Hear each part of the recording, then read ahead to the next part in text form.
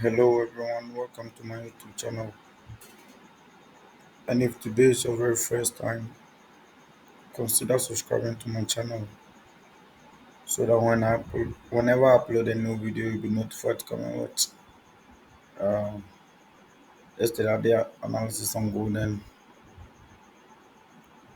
when gold is able to break this zone, it's going to go up and gold was not able to break, so tested the trend line.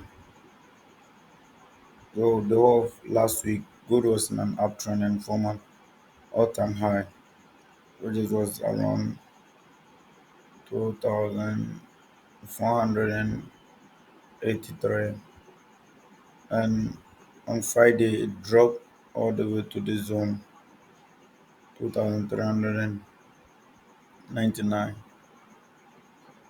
and the market opened today and it went up all the way to the zone, tested the trend line and dropped. So as you can see, once it has tested the trend line, means the trend has changed over here and gold is dropping now.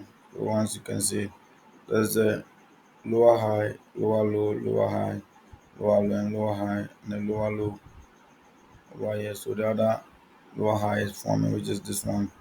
I think gold is coming all the way down to 2,367 or 2,350.